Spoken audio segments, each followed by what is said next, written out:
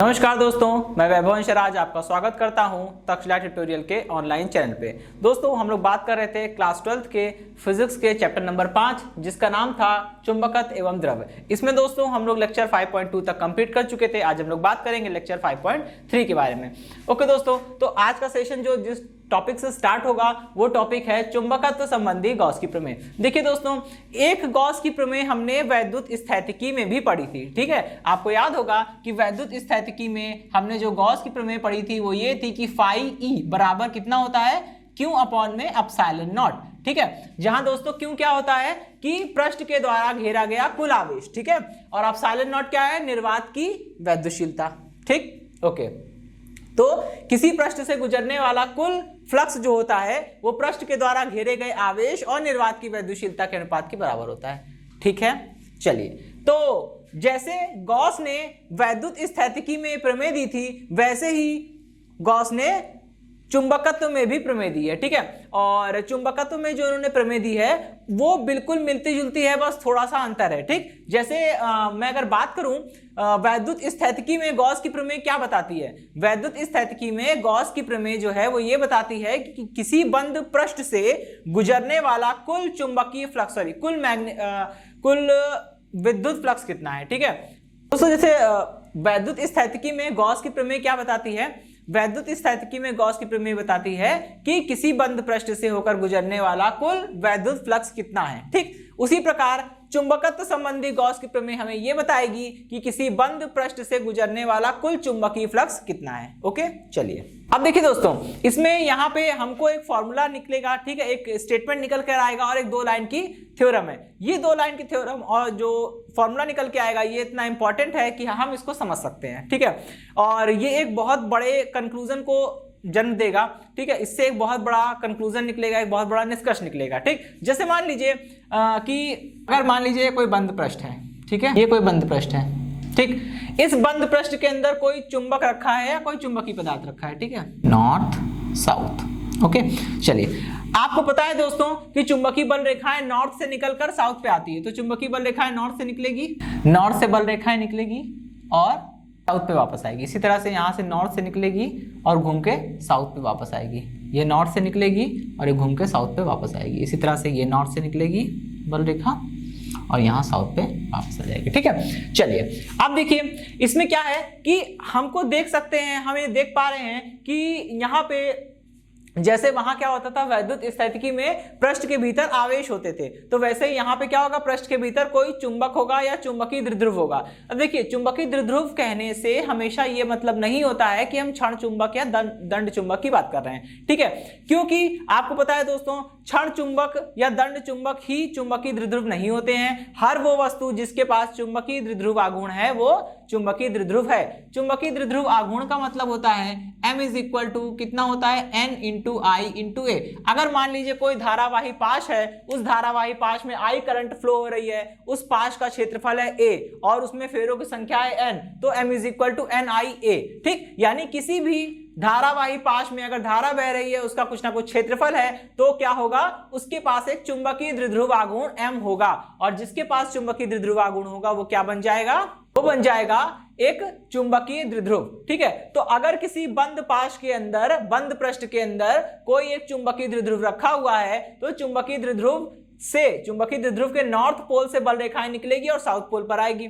ठीक है, तो नॉर्थ पोल से जितनी बल रेखाएं निकल रही है साउथ पोल पर उतनी बल रेखाएं चली आ रही है। इसका मतलब क्या हुआ, इसका मतलब यह हुआ कि पृष्ठ से बाहर जाने वाला जितना फ्लक्स पृष्ठ से बाहर जा रहा है उतना ही फ्लक्स पृष्ठ के भीतर भी आ रहा है। ठीक है, देखिए पृष्ठ से बाहर जाने वाला फ्लक्स इज इक्वल टू पृष्ठ के भीतर आने वाला फ्लक्स। और आपको एक और चीज जानते ही होंगे, जैसे वैद्युत स्थैतिकी में होता था कि अगर वैद्युत बल रेखाएं भीतर से बाहर जा रही है तो फ्लक्स कैसा होगा, धनात्मक, और उल्टा अगर बल रेखाएं बाहर से भीतर आ रही है तो फ्लक्स कैसा होगा, ऋणात्मक यानी निगेटिव। अब देखिए यहाँ पे बाहर जाने वाले फ्लक्स को पॉजिटिव लेंगे और अंदर आने वाले फ्लक्स को नेगेटिव लेंगे, तो ये बल रेखाएं बाहर जा रही है, ये फ्लक्स पॉजिटिव हो गया, यहां से बल रेखाएं अंदर आ रही है तो ये फ्लक्स नेगेटिव हो जाएगा।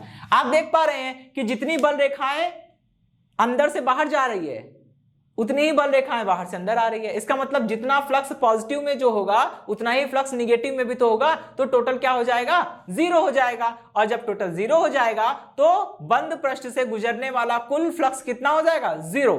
और हमें इसी के बारे में हम बात कर रहे थे। तो चुंबकत्व संबंधी गॉस की प्रमेय कहती है कि किसी भी बंद पृष्ठ से गुजरने वाला कुल चुंबकीय फ्लक्स क्या होता है, 0 होता है हमेशा। चलिए, तो 0 हो गया ये।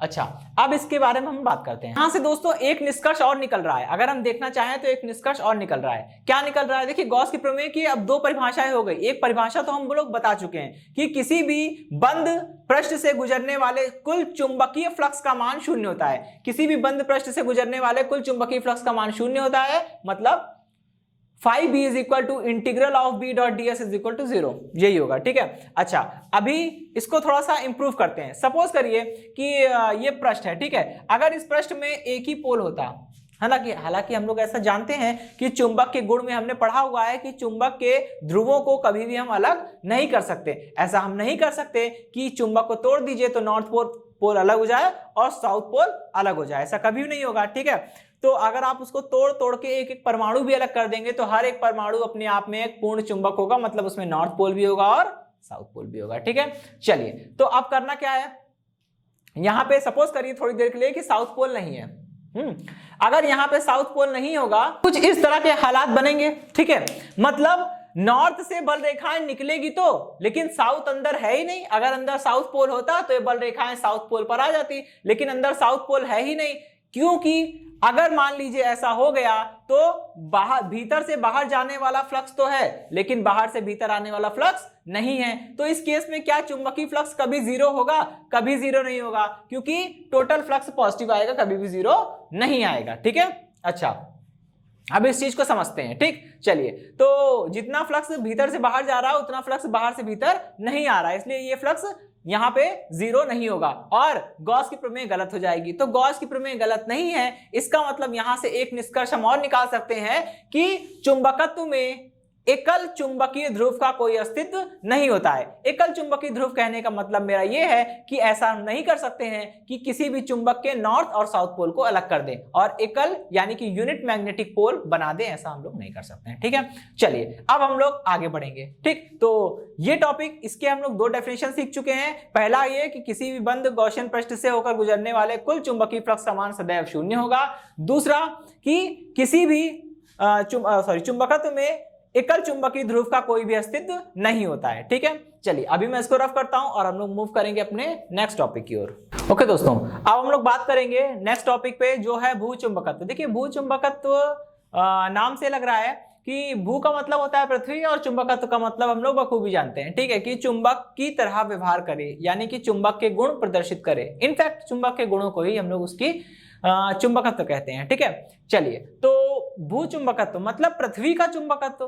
तो ये बात थोड़ी सी अजीब लग रही होगी, लेकिन ये बात सच है कि हमारी पृथ्वी एक चुंबक की तरह कार्य करती है या कर सकती है। ठीक है, तो पहले तो हम लोग इस पर बात करेंगे, ये जानेंगे कि ऐसा हम लोग कैसे कह सकते हैं। ठीक है, क्योंकि कुछ अनुभव आपके ऐसे कहते होंगे कि पृथ्वी में चुंबकत्व नहीं है, क्योंकि अगर पृथ्वी में चुंबकत्व होता तो आपको ऐसा लगेगा कि लोहे की वस्तुओं को चुंबक जो है वो आकर्षित कर लेता है। तो पृथ्वी क्यों आकर्षित नहीं कर लेती? ऐसा क्यों नहीं होता है कि हमने हाथ में कोई लोहे की कील पकड़ी है और पृथ्वी उसको खींच ले अपनी और हमारे यहाँ से छूट जाए और वो पृथ्वी जाकर चिपक जाए? ऐसा कभी नहीं होता। ऐसा इसलिए नहीं होता है क्योंकि पृथ्वी का चुंबकीय क्षेत्र काफी दुर्बल है। ठीक, लेकिन दोस्तों काफी दुर्बल है तो क्या हुआ, कुछ तो आएगा। ठीक है, तो हम लोग क्या करते हैं, उसका हम लोग मेजरमेंट लेते हैं। हम लोग उसको प्रैक्टिकल के द्वारा मेजर कर सकते हैं और प्रैक्टिकल के द्वारा मेजर करने पर जो पृथ्वी का चुंबकीय क्षेत्र आता है वो जनरली जो है वो 0.2 से लेकर 0.5 के आसपास, 0.2 से 0.5 गॉस के आसपास आता है। ठीक है, चलिए ये पृथ्वी का चुंबकीय क्षेत्र होता है। और पृथ्वी का चुंबकीय क्षेत्र कितना दुर्बल है इस बात का अंदाजा आपको लग जाएगा कि चुंबकीय क्षेत्र का जो एमकेएस मात्रक होता है, ठीक है, एमकेएस मात्रक क्या होता है, टेस्ला। ठीक है, एमकेएस मात्रक क्या होता है, टेस्ला। ठीक है, और सीजीएस मात्रक क्या होता है, सीजीएस मात्रक होता है गॉस। ठीक है, सीजीएस मात्रक होता है गॉस। ठीक है, तो टेस्ला गॉस, और टेस्ला और गॉस में रिलेशन क्या होता है, 1 टेस्ला इज इक्वल टू 10⁴ ठीक है, ओके। चलिए तो 1 tesla is equal to 10⁴ gauss. इतनी बात समझ में आ गई? ओके, अब देखिए, तो आपको देख के लग रहा होगा, ये रिलेशन देख के लग रहा होगा कि गॉस कितना छोटा है। 10,000 गॉस मिलकर एक टेस्ला बनाते हैं, तो एक गॉस बहुत ही छोटा होगा। जब एक गॉस छोटा है तो ये देखिए, ये तो एक गॉस भी नहीं है। पृथ्वी का चुंबकीय क्षेत्र जो है वो 1 गॉस भी नहीं है, उससे भी छोटा है, तो कितना कम होगा। इसलिए हमें पृथ्वी का चुंबकीय क्षेत्र महसूस नहीं होता, लेकिन प्रैक्टिकल के द्वारा हम इसे वेरीफाई कर सकते हैं और हम इसके संदर्भ में कुछ प्रमाण दे सकते हैं जो ये साबित कर देंगे कि पृथ्वी में चुंबकत्व होता है। ठीक है, प्रूफ नंबर 1 है कि दोस्तों, अगर हम किसी चुंबकीय सुई को, मैग्नेटिक निडल को बिल्कुल इस प्रकार धागे से बांध के लटका दे कि वो एक ऊर्ध्वाधर वृत्त में गति करने के लिए सक्षम हो, तो हम देखेंगे वो हमेशा उत्तर और दक्षिण दिशा में ही रुकेगी। या फिर अगर आप किसी क्षण चुंबक को उसके गुरुत्व केंद्र के एक धागे की सहायता से बांध के किसी बिंदु से लटका दें, तो वो जो क्षण चुंबक है वो हमेशा उत्तर और दक्षिण दिशा में ही रुकेगा, कभी भी पूर्व पश्चिम दिशा में नहीं रुकेगा। ऐसा क्यों होता है? क्योंकि वो हमेशा उत्तर और दक्षिण दिशा में इसलिए रुकेगा क्योंकि वो पृथ्वी के चुंबकीय क्षेत्र में है। ठीक है, और पृथ्वी के चुंबकीय क्षेत्र के अंदर, पृथ्वी के चुंबकीय क्षेत्र के अंतर्गत वो गति करता है, और पृथ्वी के चुंबकीय क्षेत्र के अंतर्गत वो गति करता है, तो वो पृथ्वी के चुंबकीय क्षेत्र की निर्देश के अनुसार गति करेगा, और वो उत्तर दक्षिण दिशा में रुकता है जिस दिशा में चुंबकीय सुई का या फिर दंड चुंबक का उत्तरी सिरा होता है। जिस दिशा में दंड चुंबक यानी बार मैग्नेट का उत्तरी सिरा होता है उसे हम लोग बोलते हैं उत्तरी ध्रुव। कौन सा? चुंबकीय उत्तरी ध्रुव बोलते हैं। ठीक है, इसी प्रकार जो जिस दिशा में दक्षिणी ध्रुव रुकता है चुंबकीय सुई का या फिर दंड चुंबक का, उसे हम लोग चुंबकीय दक्षिणी ध्रुव बोलते हैं। ठीक, जैसा कि आपको यहाँ डायग्राम में देख पा रहे होंगे। तो पहला प्रूफ तो ये था कि दंड चुंबक या चुंबकीय सुई का हमेशा उत्तर और दक्षिण दिशा में रुकना इत्तेफाक नहीं हो सकता, मतलब पृथ्वी का चुंबकत्व है, और पृथ्वी का चुंबकत्व ही उनकी गति को नियंत्रित कर रहा है। ठीक, दूसरा प्रूफ ये है कि अगर हम किसी लोहे की रॉड को, ठीक है, पृथ्वी में गड्ढा खोद के कुछ समय के लिए दफना दें, 2-3 साल बाद हम जब उसे निकालेंगे तो हम देखेंगे वो लोहे की रॉड पहले जैसी नहीं रही। अब वो क्या करेगी? छोटे छोटे लोहे की छीलन को और हल्की वस्तुओं को, लोहे से बनी हल्की वस्तुओं को अपनी ओर आकर्षित करना प्रारंभ कर देगी, मतलब अब उसमें चुंबकत्व आ गया। ठीक है, चलिए, तो ये हो गया हमारा दूसरा पॉइंट। ठीक, हाँ दोस्तों, अब देखिए थर्ड पॉइंट ये है कि जब हम किसी भी क्षण चुंबक का या किसी दंड चुंबक की बल रेखाएं खींचना प्रारंभ करते हैं, तो बल रेखाएं खींचने के लिए जो प्रैक्टिकल होता है उसमें हम लोग ये करते हैं कि एक पेपर पे दंड चुंबक को रख के उसके साइड में चुंबकीय सुई को रखते हैं और उसे ट्रेस करते चलते हैं, सर्किल बनाते चलते हैं, फिर उन सर्किल को मिला देते हैं और वही हमारी बल रेखाएं बन जाती है। ठीक है, ओके। लेकिन दोस्तों अब क्या होगा, हमको यहाँ पे थोड़ा सा हट के काम करना है। हट के काम कुछ ये करना है कि सबसे पहले तो हमें ये देखना होगा कि यहाँ पे बल रेखाएं हमें जब मिलती है, तो जब आप बल रेखा खींचेंगे तो आप देखेंगे पूर्व, पश्चिम, उत्तर और दक्षिण, चार दिशा में हमें उदासीन बिंदु मिलते हैं। अब ये उदासीन बिंदु कब मिलते हैं? नाम से लग रहा है उदासीन का मतलब होता है न्यूट्रल। ठीक है, उदासीन बिंदु का मतलब ये हुआ कि जिस बिंदु पर पृथ्वी का चुंबकीय क्षेत्र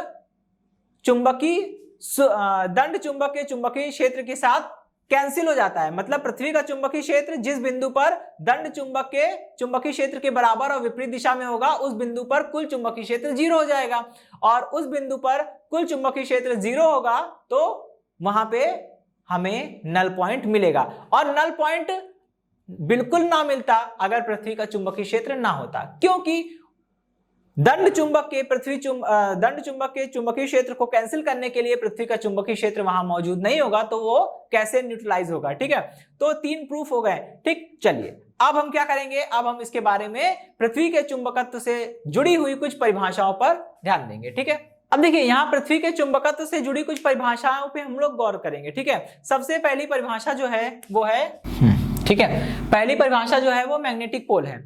मैग्नेटिक पोल का मतलब होता है चुंबकीय ध्रुव। ठीक है, और ये चुंबकीय ध्रुव देखिए कैसे इसको परिभाषित करेंगे, बोलेंगे कि हम लोग पृथ्वी के चुंबकीय क्षेत्र के भीतर, यानी पृथ्वी पे ही हम लोग खड़े होकर क्या करेंगे, किसी दंड चुंबक को उसके गुरुत्व केंद्र पर धागे से बांध के किसी बिंदु से लटका देंगे तो वो एक क्षैतिज वृत्त में घूमने के लिए स्वतंत्र हो जाएगा। फिर हम उसे चाहे जितना घुमाएं वो हमेशा उत्तर और दक्षिण दिशा में ही रुकेगा। ये बात हम लोग पहले कर चुके हैं। तो जब दंड चुंबक स्वतंत्रता पूर्वक लटकाया जाएगा और वो क्षैतिज वृत्त में स्वतंत्रता पूर्वक गति कर सकेगा, तब वो उत्तर और दक्षिण दिशा में रुकेगा। तो वो जिस दिशा में रुकता है, ठीक है, उसी दिशा को हम लोग, जैसे जिस दिशा में उसका उत्तरी ध्रुव रुकेगा उसे हम लोग बोलते हैं चुंबकीय उत्तरी ध्रुव, और जिस दिशा में दक्षिणी ध्रुव रुकेगा उसे हम लोग बोलेंगे पृथ्वी का चुंबकीय दक्षिणी ध्रुव। ठीक, तो ये तो हो गई चुंबकीय ध्रुव की परिभाषा। इसी प्रकार हमारी जो नेक्स्ट डेफिनेशन है वो है चुंबकीय अक्ष की। चलिए अब देखिए चुंबकीय अक्ष। ठीक, तो चुंबकीय अक्ष को हम लोग परिभाषित कैसे करेंगे? बोलेंगे कि पृथ्वी के चुंबकीय उत्तरी ध्रुव और चुंबकीय दक्षिण ध्रुव को मिलाने वाली जो रेखा होती है उसी को हम लोग बोलते हैं चुंबकीय अक्ष। ठीक है, पृथ्वी के चुंबकीय उत्तरी ध्रुव और चुंबकीय दक्षिणी ध्रुव को मिलाने वाली रेखा को हम लोग क्या बोलते हैं? चुंबकीय अक्ष बोलते हैं। ठीक, तो ये हमारी चुंबकीय अक्ष की परिभाषा हो गई। इसी तरह से हम लोग एक डेफिनेशन और बना सकते हैं, हालांकि वो अभी मैं उसके बारे में बात तो नहीं करने वाला था, बट वो काफी इजी है। हम लोग अगर कोई पूछे कि पृथ्वी की घूर्णन अक्ष या भौगोलिक अक्ष से आप क्या समझते हैं, तो बोलेंगे पृथ्वी जिस के परिताप घूर्णन गति करती है वही अक्ष क्या कहलाती है? पृथ्वी की घूर्णन अक्ष या भौगोलिक अक्ष। ठीक है, चलिए तो इतनी बात हो गई, दो डेफिनेशन हो गई। अब हम लोग लास्ट बात करेंगे थर्ड डेफिनेशन की, और थर्ड डेफिनेशन है चुंबकीय मैग्नेटिक इक्वेटर। ठीक है, अब देखिए मैग्नेटिक इक्वेटर यानी कि चुंबकीय निरक्ष, इसको हम लोग क्या बोलेंगे? देखिए दोस्तों, यहां चुंबकीय निरक्ष को हम लोग कैसे परिभाषित कर सकते हैं? हम बोल रहे हैं कि पृथ्वी, अच्छा, जब आप पृथ्वी की सतह पर किसी चुंबकीय सुई को लेकर गति करेंगे तो दोस्तों आपको पूरी पृथ्वी पर केवल 4 ऐसे पॉइंट मिलेंगे जहां पर क्या होगा? चुंबकीय सुई या तो पृथ्वी की सतह के समांतर हो जाएगी, बिल्कुल समांतर हो जाएगी, या फिर वो लंबवत हो जाएगी। ठीक है, तो पृथ्वी की सतह के जिन दो बिंदुओं पर, पृथ्वी की सतह के जिन दो बिंदुओं पर चुंबकीय सुई पृथ्वी की सतह के समांतर हो जा रही है उसे हम लोग क्या बोलेंगे? उसे हम लोग बोलेंगे चुंबकीय ध्रुव। ठीक है, इसी प्रकार पृथ्वी की सतह पर स्थित जिन दो बिंदुओं पर चुंबकीय सुई पृथ्वी की सतह के समांतर हो जा रही है उसे हम लोग क्या बोलेंगे? उसे हम लोग बोलेंगे निरक्ष, चुंबकीय निरक्ष। ठीक है, तो ये 4 पॉइंट्स होते हैं। 2 पॉइंट्स होते हैं चुंबकीय ध्रुव जहां पे चुंबकीय सुई पृथ्वी की सतह के लंबवत हो जा रही है, और 2 पॉइंट होते हैं चुंबकीय निरक्ष जहां पर पृथ्वी की सतह के समांतर हो जा रही है चुंबकीय सुई। ठीक है, ओके, ये बात हो गई। अब हम लोग इसके आगे बढ़ते हैं। ठीक, देखिए क्या बोलेंगे कि चुंबकीय निरक्ष तो हम लोग परिभाषित कर ही चुके हैं। ठीक है, मतलब ये पॉइंट्स तो हम लोग परिभाषित कर चुके हैं, तो अब इसको थोड़ा सा एक्सपेंड करेंगे और इसकी डेफिनेशन हम बना सकते हैं। और दोस्तों हम देख रहे हैं कि ये जो चुंबकीय निरक्ष का जो आपने गोला खींचा हुआ है ये एक्चुअली में एक वृत्त होगा। ठीक है, ये पूरा शेड करके पोर्शन होगा। ठीक है, ये पूरा एक वृत्त होगा, तो ये पृथ्वी की सतह पर है पूरा। ठीक, तो आप इसे कैसे बोलेंगे? ये जो है वो चुंबकीय अक्ष के लंबवत है। ठीक है, तो हम इसे बोलेंगे कि पृथ्वी की सतह पर स्थित जिन दो बिंदुओं पर चुंबकीय सुई पृथ्वी की सतह के समांतर हो जाती है उन बिंदुओं से होकर गुजरने वाली रेखा, उन बिंदुओं से होकर गुजरने वाली तथा चुंबकीय अक्ष के लंबवत रेखा पृथ्वी की सतह में एक वृत्त काटती है। इसी वृत्त को क्या बोलते हैं हम लोग? चुंबकीय निरक्ष। एक बार फिर से सुनेंगे कि पृथ्वी की सतह पर स्थित वे दो बिंदु जहां पर चुंबकीय सुई पृथ्वी की सतह के समांतर हो जाती है से गुजरने वाली तथा चुंबकीय अक्ष के लंबवत बल रेखा पृथ्वी की सतह में एक वृत्त काटती है, और वो वृत्त क्या कहलाता है? चुंबकीय निरक्ष। ठीक है, तो ये परिभाषा हो गई चुंबकीय निरक्ष की।